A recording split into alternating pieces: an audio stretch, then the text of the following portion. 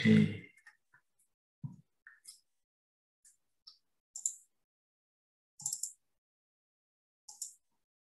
So can you guys see my screen? All right, so as usual, welcome to coding workshop number 4. And today we'll be going through functions and libraries. So before we start, can we jump onto this link? Hang on, let me post it in chat as well. So yeah, we're gonna do some revision questions there.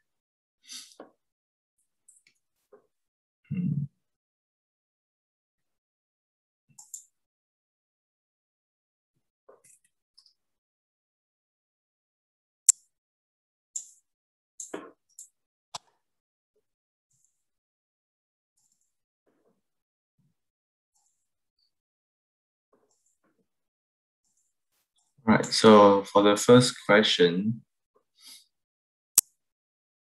the question is which one of the following is true? So I'll give you guys like 30 seconds maybe. Shouldn't take that long anyway.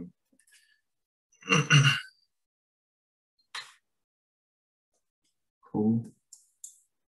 All right, so cool. That's correct. Just in case you guys forget. Yeah, okay. Thanks, Jimmy. 1 represents true in the computer and also 0 represents false. So for the next one, what would be printed out if we run this code block?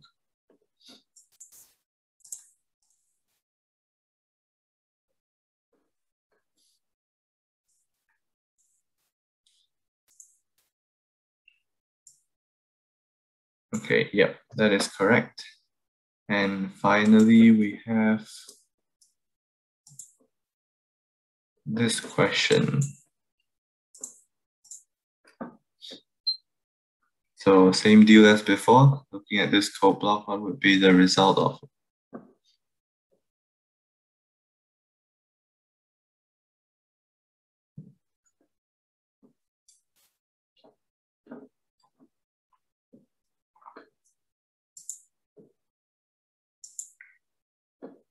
Cool, great. Seems like everyone's on top of things. Good. All right, that's it for the questions. Let's move back to the functions. So functions are blocks of code that only runs when you call it. So they are a way of remembering back to the loop thing. So they are a way of reducing the number of lines of codes that we need to write. So this lets us call it repeatedly whilst only having to define it once. So this is the basic anatomy. So it takes an input and then performs some operations with it and gives you an output. So can someone tell me some of the functions that we have seen already? Either put it in chat or just speak up.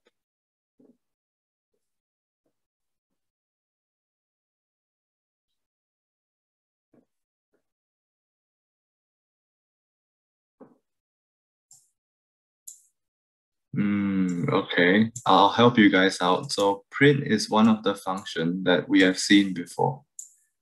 So can you guys think of any more?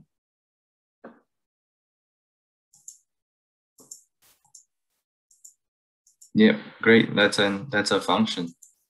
So here's the list of functions that we have seen before. So if you are still unclear about some of these or you forget, you just either search it up on Google or just look back on previous lectures or workshops rather. So in terms of defining function, you need to follow this syntax closely. So the def keyword tells the computer that you are defining a function. Add refers to the name of the function that you will call with in later code. And these x and y represents the parameters that is used within this function. So you can think of them as like placeholder variables. And this just ends the function definition line. And these two lines represents the function code block. So they are the code that is run when you call this function. So yeah, notice the indentation here. This is very important as it is used to tell the computer the scope that these code lies in. So I'll get into that more later. So as I've mentioned, we have parameters when we define functions. So the same function again, we have x and y as the parameters. And on the other hand, arguments are the actual values that we send as input when we call the function. So in this case, 2 and 2 are arguments for the parameters x and y. And if we run the function, this is the how you call the function as you have seen before. You get this output. Oh, yeah. So in terms of defining parameters, you can have functions that have as many parameters as you want, although that may be hard to deal with. But you just need to keep in mind that parameters needs to be separated by comma when you define the function. So as you can see in this function intro, there's 3 parameters, name, degree, and age. So yeah, and they are separated by commas.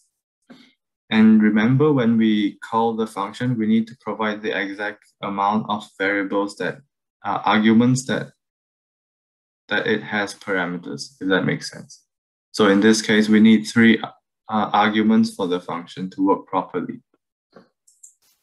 So just to illustrate what happens when you call it with insufficient arguments, this is the error that you'll get. So as a reminder, can someone tell me what number 1 refers to?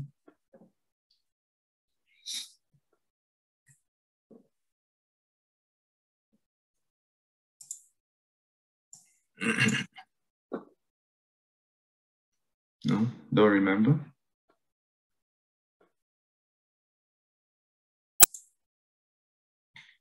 All right, well, number 1 just tells us where the error actually occurred. So in this case, the error occurred when we tried to execute this line of code. And for number 2, this is more straightforward as it tells us literally what is happening.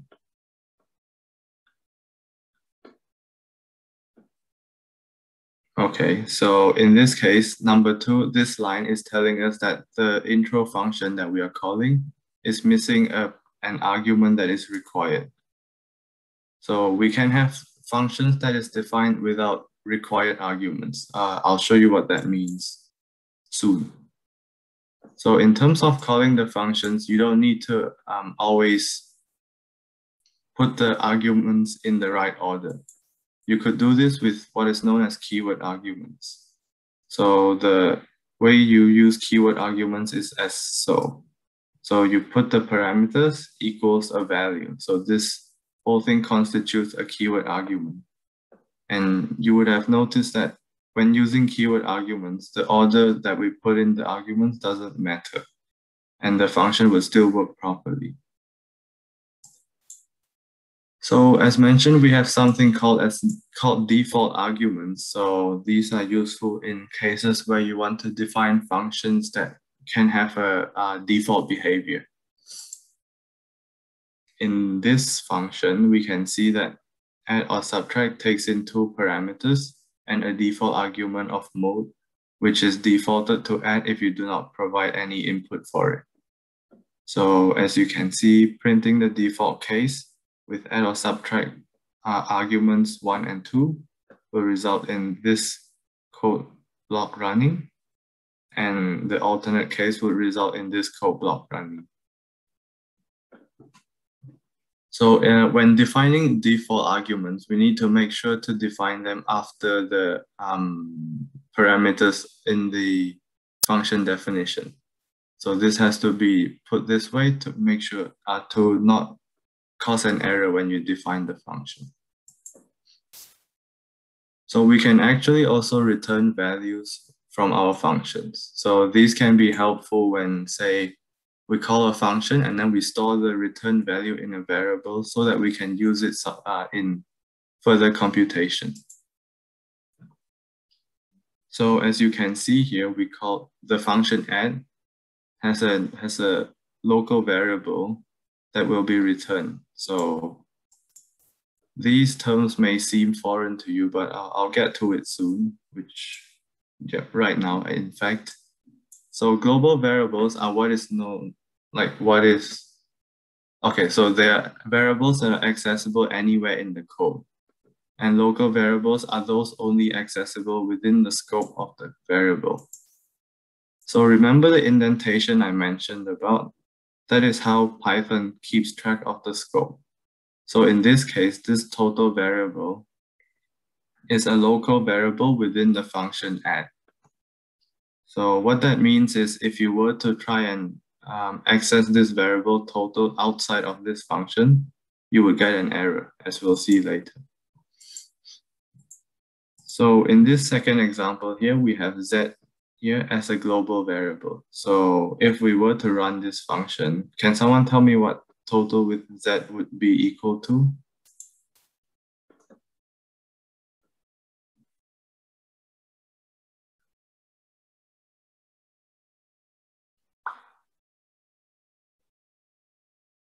Anyone? Okay, cool. Yeah, so it would result in 5 because z is accessible in this scope as well. So yeah, just to illustrate the point, z would be accessible here because it's defined in the global scope, and x would, if we try to print x in here, we would get an error because it is a local variable within this scope, and it is not available in the global scope, as you can see. So finally, functions do not actually need to be defined with input variables, or parameters rather. So these can be like this. So you can call the function without any input parameters. It also does not have to return any values. So you have seen plenty of it where we just print something there or nothing happens.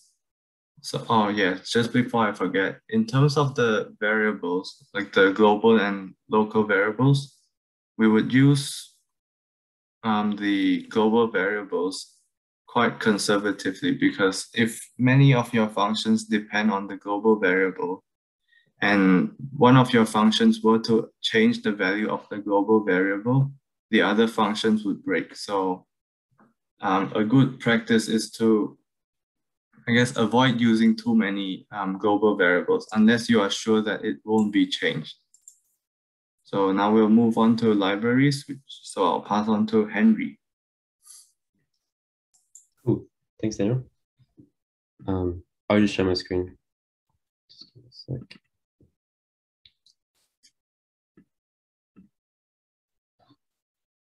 Cool, yeah.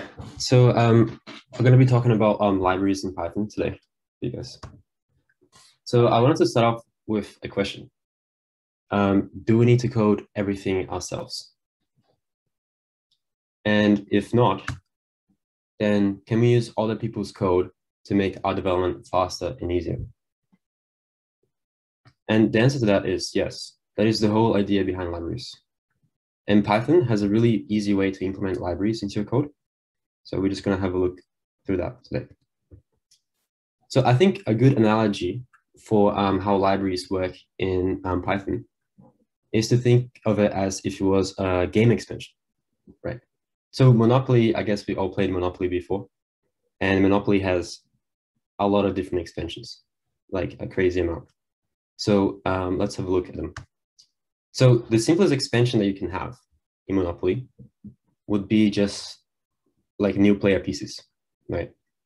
So yeah, it is a very simple expansion that you can have that just gives you more players so you can play with. In Python, that would translate to a module. So what a module is in Python is just a file with variables and functions inside that file. So in this case here, we just create a file called Chinese players.py. So in this case, we're trying to implement a Chinese New Year pieces expansion. So all we would have to do is create a Python file. And inside that the file, we just have the functions that we want to have, and also the players. So in this case, we have new player one, which is the paper lantern, and the other players. And we also have one function, which is just greet, which just prints welcome and the player name if you pass the player name through it. So if you wanted to implement this module into your code, all you would have to do is you would just have to use the import keyword. So you just use the import keyword and the name of the file. So in this case, we name our file Chinese players. So we just use import Chinese players. And then from there, we can use the dot operator to access the variables and functions inside that file, which is the module. So in this case, once we import the Chinese players, we can just use the dot operator to access the new player one variable, which remember we set it to paper lantern. So now if we print this, it's just going to print paper lantern. And we can also use the functions inside that file or inside that module. And we just use the dot operator again. And then, so in this case, we're just doing dot greet.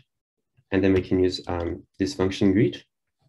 And we passed it the new player two name, which is the frog. So it just prints out welcome frog. Cool. So what if we wanted to have a collection of simple expansions? So instead of just having like new players, what if we wanted to have like new dices and new cards for a game? So this is a collection of simple expansions, which would translate to Python as a package, which is a collection of modules. So packages in Python, it really is just a folder with other file names, which are the modules. So in this case, we have two modules. We have the Chinese players, which is the one that we covered previously. And now we have a new one, which is the Chinese cards. Also notice here how we have an init file. Yeah, don't worry too much about this because we're not going to cover in this lecture. It's just, this is just good to know. If you're creating a package, you need an init file for it to work. But yeah, the concept is that it's just a collection of modules, which are just files in Python. So if we wanted to use the package now in our code, we would just import the package. And then from there, we can use the dot operator again to access the module. So in this case here, we're accessing the Chinese players module, the one that we just created in the previous slide. And then now we can use the greet function, and we pass it in the greet function. We pass the variable player, which is equals car. So it's just gonna output welcome car. And we can also use the other module, which is Chinese cards. And inside this module, there is a function inside this module called random card, which really all it does, it just returns a random card from this deck. And in this case, it just returned 14 stack. So it just prints 14 stack. So just a recap, a module is just a file in Python with variables and functions. And a package is just a collection of modules.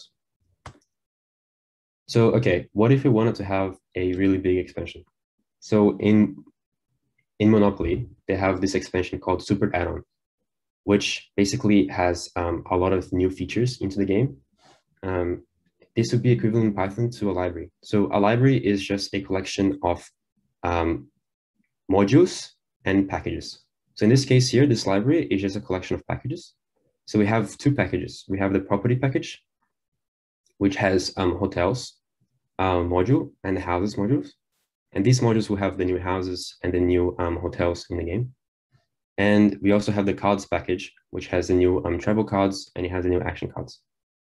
So the super add-on is just a collection of other expansions. And in Python, this would be equivalent to a library. And if you want to get really crazy with Monopoly, you can get the Mega Edition, which is basically it has a lot of new features. And this would be equivalent to a framework in Python. So a framework in Python is a collection of libraries. And usually, like similar how it works in Monopoly. So the Mega Edition in Monopoly is it has so many changes that the game might be like very different to how it was initially. So there might be a lot of changes that it's hard to keep track of. It's similar how it works in Python. Like once you have frameworks, it is the same game, but it not really. But we're not going to cover frameworks today at all. It's really just outside of the scope of this workshop series. Cool. So just a quick definition again. So you can think of the pieces in the board as if it was function of variables. And a module would be just a simple expansion, like the one that we covered, which was like the more players. A package would be just a collection of little expansions, which is like the Chinese year expansion, which has the new cards, the new players, and the new dice. A library would be a collection of expansions, which would be equivalent to a library in Python. And a framework, it's kind of like Mega Monopoly, where there's a lot of packages. I mean, a lot of expansions included. You know. Cool. So the modules that we learned today are just the most simpler ones in Python. So we're going to cover math modules today, which is just mathematical operations. Random, just to generate random numbers. And also we're going to cover one of the libraries, which is called matplotlib, which is just used for visualization and plots. But for this library, we're just going to cover just the basics of it. So it's not going to get too hard. Cool. So if you wanted to, I think a useful way to get your head around modules and libraries is to use the help function. Because if you use the help function in the module that you just imported, it's really going to give you a really nice description of everything that's inside. So here, if you do help math, you can see that it has a nice description and it has a list of all the functions that is inside the module. And also it has you can see here all the variables that are inside this module as well. So if you wanted to use the math module, it's really easy. All you have to do is just, as I mentioned previously, you just have to use the import keyword and the name of the module. And once you do that, you can use the dot operator to access the variables and functions inside the module. So in this case, we just import the math, and then we use the dot operator to access the pi variable, which is it's outputted here. Also, we can assign this variable to our own variables if you wanted to. So if you wanted to assign it to your own variable pi, you can. And then also notice here how we are using the cost function now. And here it just output cost of pi, which is -1. Another thing that you can do is you can use the from keyword. So here you can choose which functions and variables you want to import from the module. So let's say, for example, we just want to import cost and pi. So we say from math, import cost and pi. And then you can use these methods and variables directly into your code. And you don't have to use the dot operator anymore. You can just use cost and pi directly. Or if you wanted to, you could import all the modules and all the variables straight into your code. And then now you can just start using pi, cos, sine, and all of those functions directly into your code. But this is not really recommended. I'm going to get more into detail into that later on. Cool. So if you just wanted to have a quick way to look at everything that's inside a module or package or library, you can use the dir function, which really all it's going to do is just going to give you a list of all of the methods and files and variables inside that module. So in this case here, we can see that the cost function is here, and also the pi, and also there's a bunch of different ones that you guys can have a look. So the next module that we're going to talk about is the random module.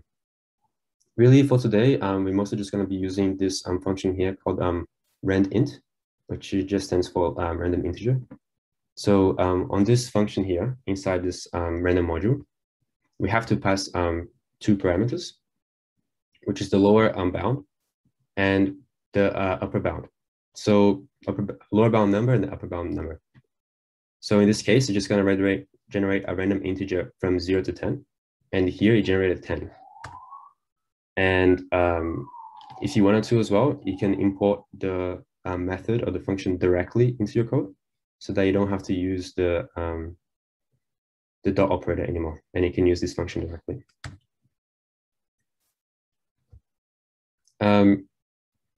Also, you can create an alias to the module. So this becomes really useful when you have modules that have like really big names, because then you can just create an alias, and now you don't have to refer this module to as random anymore. You can refer it to whatever you defined here. So in this case, we define it as RD. So now we can just refer as RD, and we can use this module as usual. So the last, so now we're going to talk about libraries, which is the last topic of today. So the matplotlib library is just for plotting, it's for visualization and plots. In this scenario, we're only going to talk about this specific module inside this library, which is called pyplot, which is just to plot 2D graphs. So if we wanted to import this module in particular, first we have to refer to the library that it is on, then refer to the module. And in this case, just to save a little bit of, just to make our lives easier, we are also giving an alias to it. And we're calling it as PLT. So now we can refer all of this as PLT. Also, here we are importing NumPy. Don't worry too much about this. We're not going to cover today. NumPy, we're just using it here so that we can create a data set for the X values, so that once we plot it, it looks like a continuous function. And also we're using this library to get sign of this data set. So in this case here, X is just the number 0 to 100. And we take the sign of X and assign it to Y, and then we plot it. So that just gives us a sign plot. And if we use, we eventually notice here how we use PLT, which was the alias that we gave to this module. So now we can just use this function to plot X and Y. Okay, so just a quick recap on how to use modules. The first one that we covered was just to import it by its name. And then you can use the dot operator to access its modules and variables. Or what you can do is you can give an alias to it. And then you don't have to type math. You don't have to refer as a math anymore. You can just refer to the alias. The other one as well that we covered was that we can import the specific methods and variables that we want to import.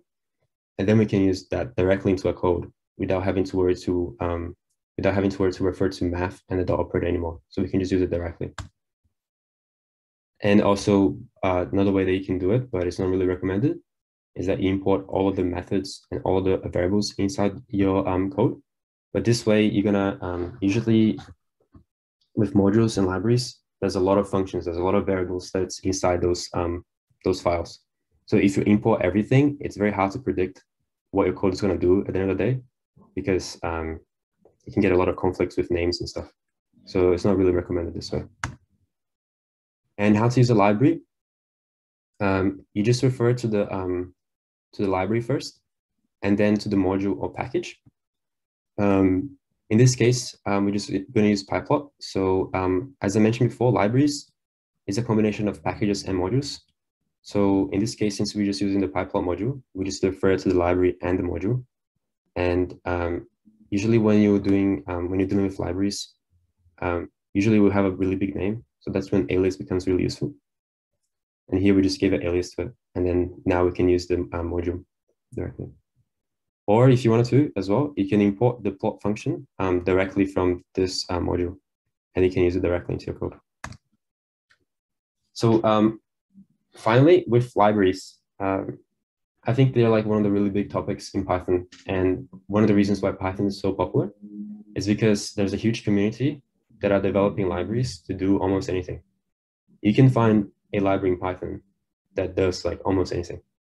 And Python is really popular as well when it comes to data science and machine learning, which it has some really cool libraries that you can use, and it's really easy to implement, like TensorFlow.